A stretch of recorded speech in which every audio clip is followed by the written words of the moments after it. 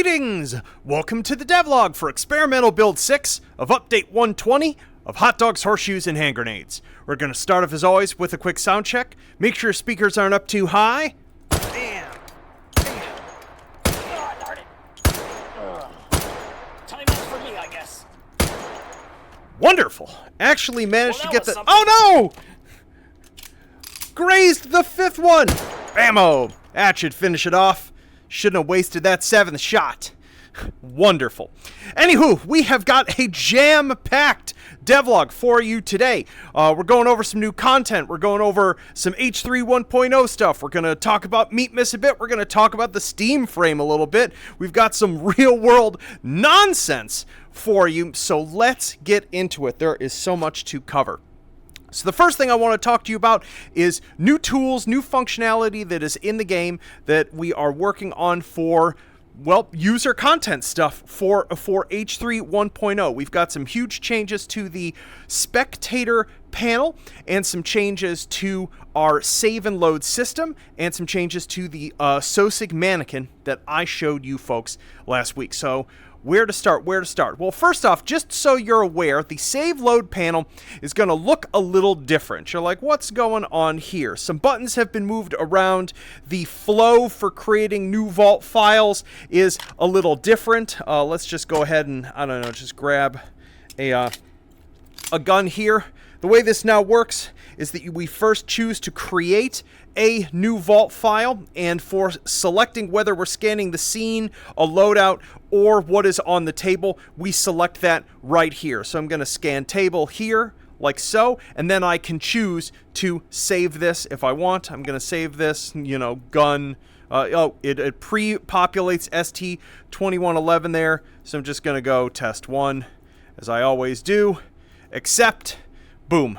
And it's now there. So one of the reasons that this changed is that because we're going to be supporting workshop sharing of various creations eventually, the vault in H3 has to be smarter about where it finds things. It isn't just looking on your hard drive, but there will be several locations that vault files can be. And that's one of the reasons that you can see here that we're looking in our local vault. But eventually you're going to be able to navigate to other locations for files. So everything about this menu had to be rebuilt. Thank you, Nathan, for doing it. It has been, I am sure, awful. So that's that part. The next thing is that we have, if we open up our toolbox, we have a brand new type of tool panel. Some of you may have pulled this out and been like, oh, this doesn't work yet. This is our SOSIG outfit panel, and this is going to be one of the tools that you're actually going to be using if you want to design custom content for H3. Some of the stuff that you're going to be authoring is going to be in an external app because that makes more sense. You can type and use a keyboard and things, but when it comes to designing how a SOSIG looks, it makes sense to do that in game. So we can use our stylus here to create a SOSIG mannequin. It's been automatically selected for us. If we wanted to, we could create several. Remember, this is now this is a physical object. We can grab, we can pose this as such. Get him a slightly more dynamic pose. I don't know what direction he's facing because he's a hot dog. But we can now do a number of things with this. We can select any one of the local outfits that is in the game. There's a couple of these not being sorted correctly. I need to fix that. So you can go military, jungle guard, hit confirm. Boom. We have the outfit on the SOSIG. We can clear it. So let's say we wanted to change this outfit, start with this one, but I don't know, give him a different silly hat. What we could do is we could save as new here, rename, let's call this, Jungle Stupid, like so, hit accept, confirm. Now we have this little picker icon that appears here, so we can now pick any one of the SOSIG pieces that exists in the game. So I don't know what would be stupid. Costume, Yo-Dog head would be kind of funny, Boop! There we go. Jungle Stupid now has that head. Make sure to save the outfit again. And now this outfit exists in the game. If we were then using the external content tools that we're still working on to create a custom take and hold character, you could have enemies that appear like this. You'll be able to eventually spawn random SOSIGs wearing this outfit, and we can make ourselves look like this SOSIG too. Let's do that right now by taking a look at our modified spectator panel.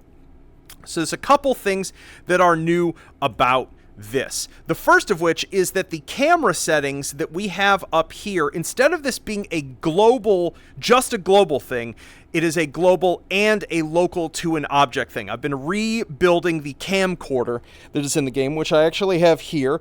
These can now be spawn locked and locked in place. Like so. We can now see that the panel sees several different studio cams. It actually sees this one too. So I guess we can point one at Mr. SOSIG here. We can click spawned object, enable our cam preview. Remember, this is not free, so don't leave this running when you don't need it. Render quality high. This should be drawing this to the screen.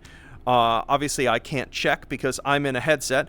So I can move this camera around and take a look at things there. I can also select it. You know, it would be useful if I can't tell which one I have held. Okay, it says active camera studio cam 1. So if I click on here, instead of changing my global settings, I can now change the FOV on this camera. I can change its linear smooth like so.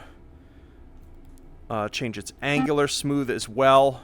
So even though I'm moving this, oh, you know what, we need to make it, oops, bug report, Anton, make it so that the camera doesn't draw in its own view. We need to definitely fix that. Roll removal, if we have this to the side and I just click 4, boop, that changes that to there. Obviously you can't see me operating the panel right now just because of the way this is being shared, although I could actually just do this.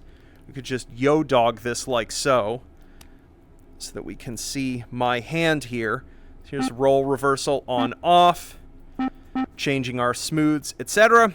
Then we can deselect that camera. We can just go back to here's HD spectator, which is the way that we can view our right eye instead of our left eye. Sorry, folks, that's just the way that the engine is hard-coded. And that's here we can now change our FOV settings for our global camera still. And we can, let's just go into third person here. We can enable ourselves a SOSIG body. Ah, I'm a hot dog now. Ooh, we should definitely give that a little bit of smoothing. There we go. Maybe a little roll removal. There we go. And we can now select this button here. I don't know how well you can actually see the panel. There we go. There we go. Perfect.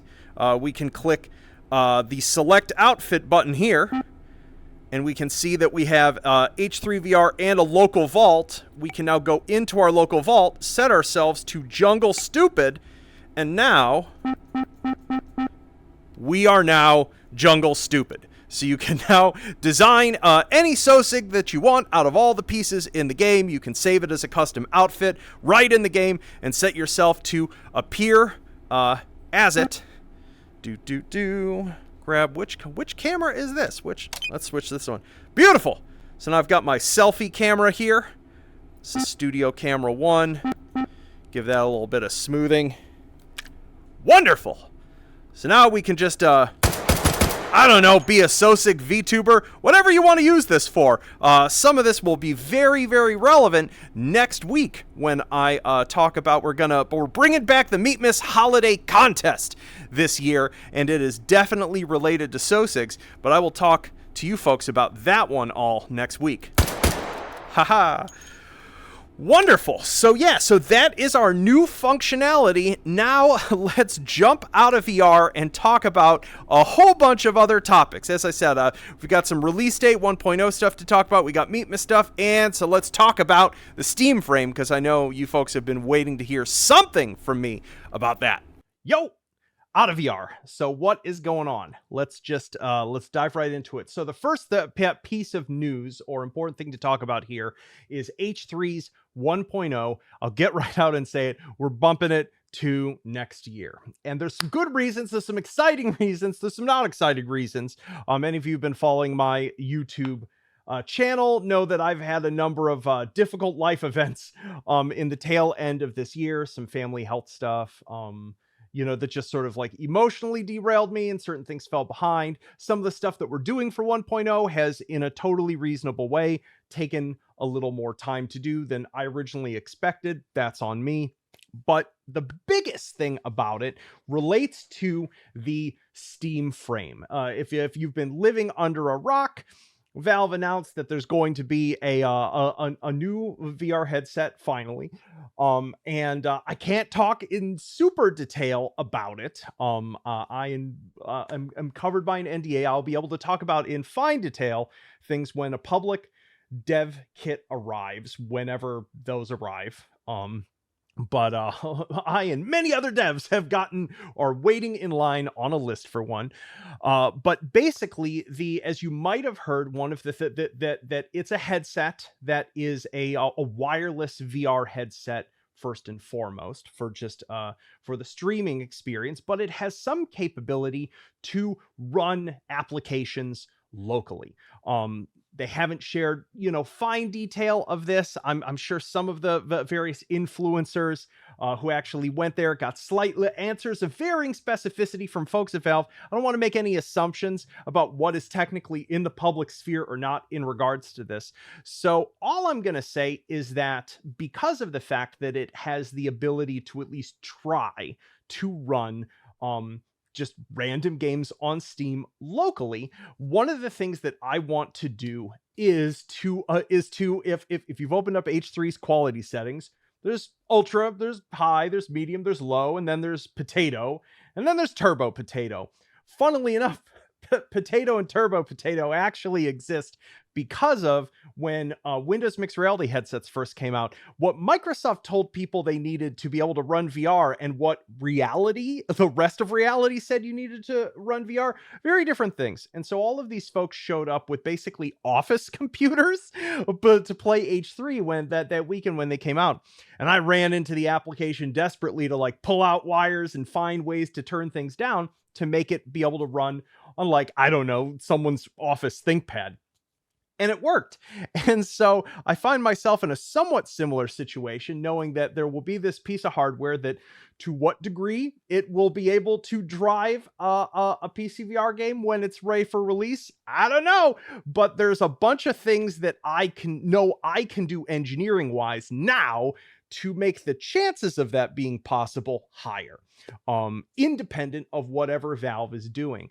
And importantly, those are all things that I would need to do before H3 comes out in 1.0, in part because the whole point of going 1.0 here, in relationship to our wonderful mod community and other people making content for the game, is that final core engineering on the game would be done for 1.0, meaning that core system stuff, how visual effects work and quality settings, and wouldn't ever change, so that people could safely build mod stuff on top of that. So if I'm gonna ever do this engineering work on the game, I got to do it before our 1.0 release. And so that is something that I'm sort of adding to my to-do list for between now and when we end up going to 1.0 sometime next year.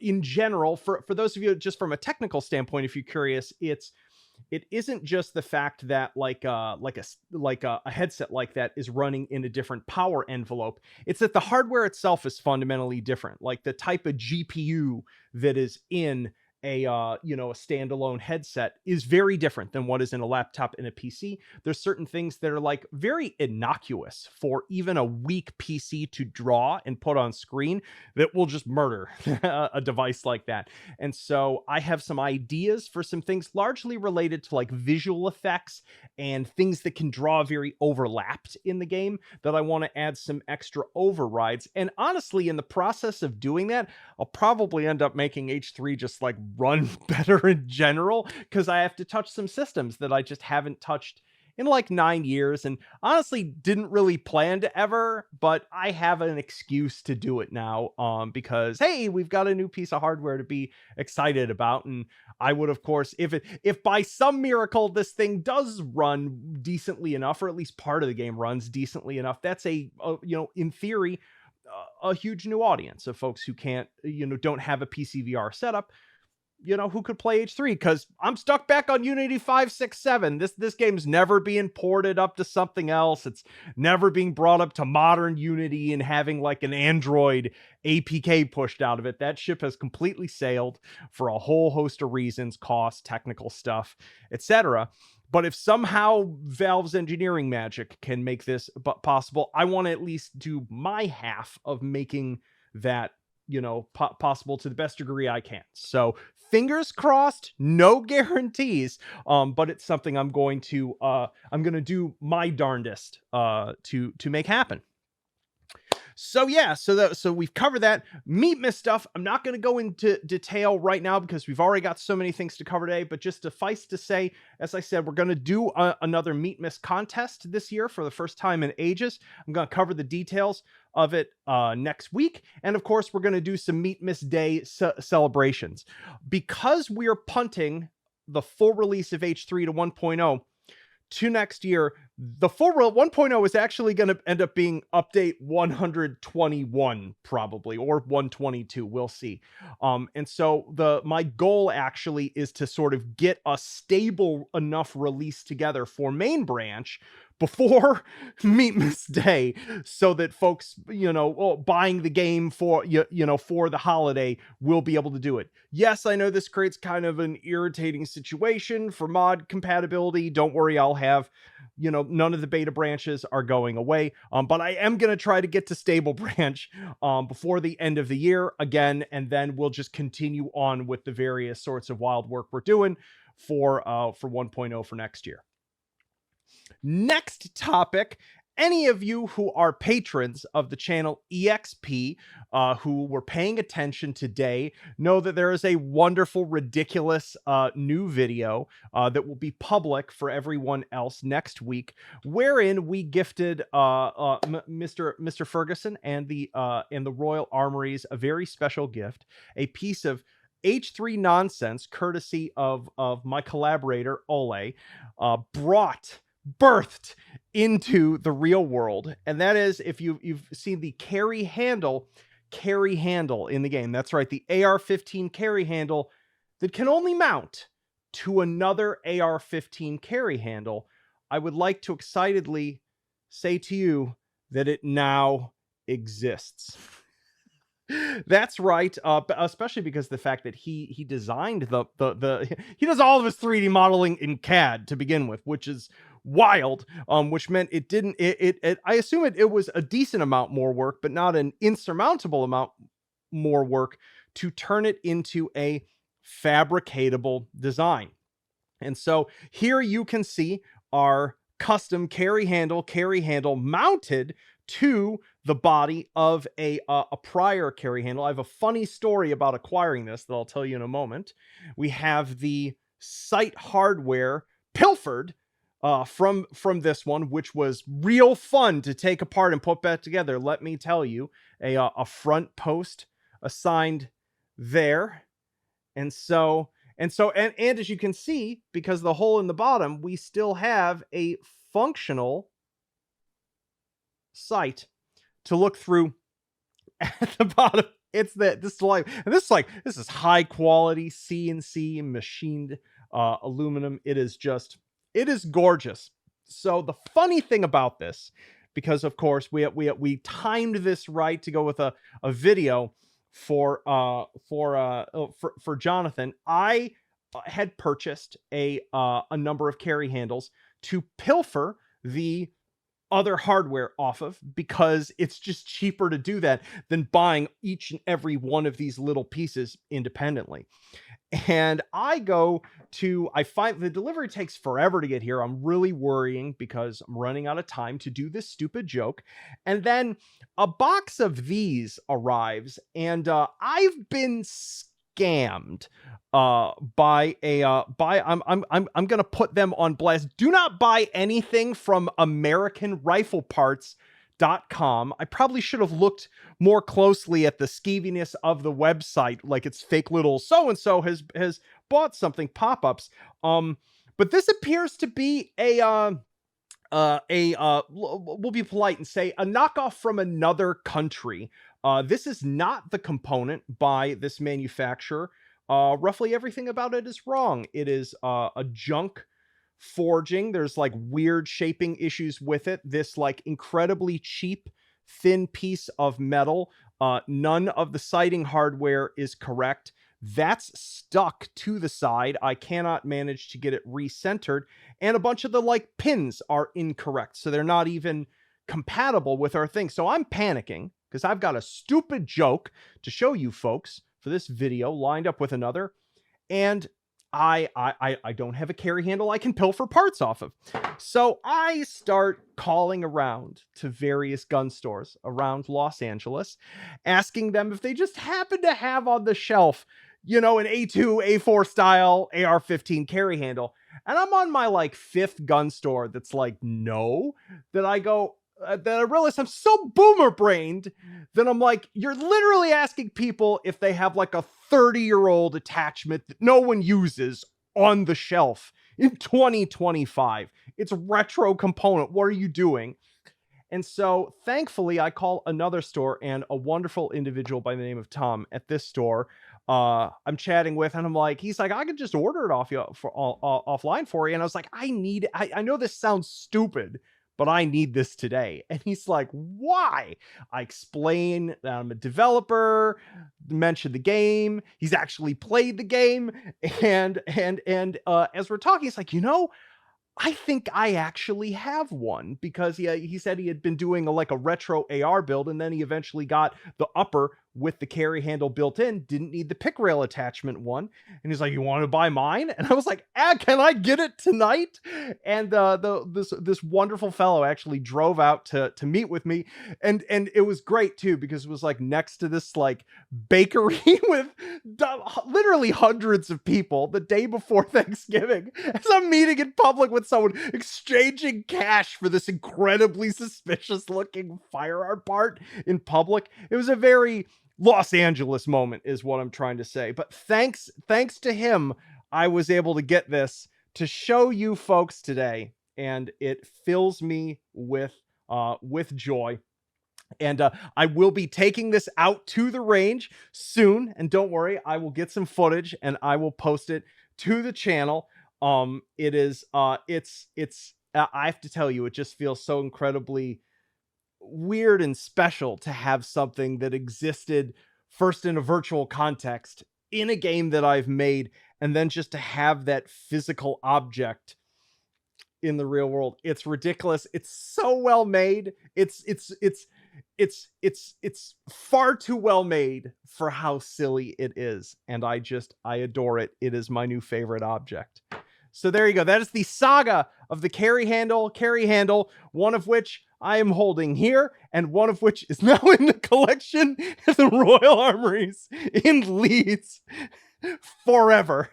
I can't wait. I just love to imagine that a century from now, some museum curator is picking it up and just being like, what in bloody hell were the Yanks on? So, great stuff. All right, let me look at my list here. I think we've got one more thing, of course, our favorite section special for Thanksgiving, which I hope you all had a wonderful Thanksgiving, which is that we have something I've been really looking forward to, which is many of you who enjoy Thanksgiving as a holiday know that the best meal is not Thanksgiving night meal. It is the next day or weekend or entire next week, based upon how much food one's family cooked, wherein you get to have one of the most elevated forms of sandwich. And that is the leftover Thanksgiving sandwich, where you just put everything from the meal on some bread and eat it. Well, I figured, given that it would be worth doing the leftover Thanksgiving hot dog. That's right. I started with an all beef hot dog, put some cooked turkey on it, a little bit of stuffing. Pardon, I know it looks like I'm playing with my food here, but don't worry, I washed my hands beforehand. Some mashed potatoes, some gravy, and some cranberry sauce. So here we go. Hot dog or not dog, leftover Thanksgiving hot dog. This is I'm gonna make such a mess of myself. I don't even know how I'm gonna get this. just the one problem with this classical sandwich, of course, is you put so much food on the bread. I'm gonna have to probably do this in like 2 bites. Here we go. Mm, mm, mm.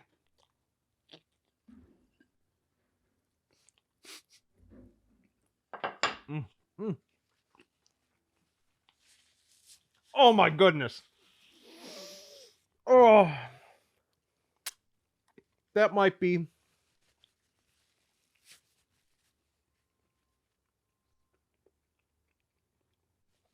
the best bite of a hot dog I've ever had in my life. I'm serious. This is, funnily enough, the beefiness of the hot dog actually adds something to this. It's like it goes perfectly with all the ingredients.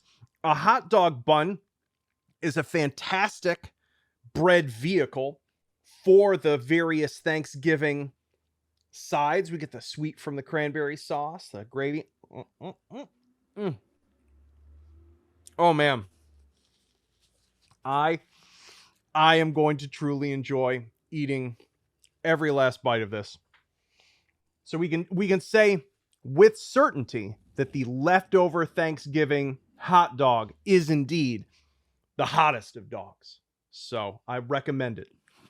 I know many of you probably have these same kind of leftovers in your fridge right now. Throw them on a hot dog. So there we go. That is everything. I have kept you all probably more than long enough. If you're still watching, thanks so much for hanging out for this various nonsense. I hope you continue to play with the new toys. They have not been deeply tested, by the way, so apologies if there's some bugs. I'm going to continue working on that panel. I have some more things related to filming and taking pictures of SOSIGs. It's why the studio camera has been renamed to that, because I'm also going to add like a studio light, a studio backdrop, and things like that. That'll hopefully happen in the next like week or so in time for our contest, which should give you a hint about what the contest is going to be all about. So yeah, I won't keep you any longer. I hope you all have a safe rest of your Black Friday, a wonderful and relaxing weekend, and I'll see y'all next week. Peace.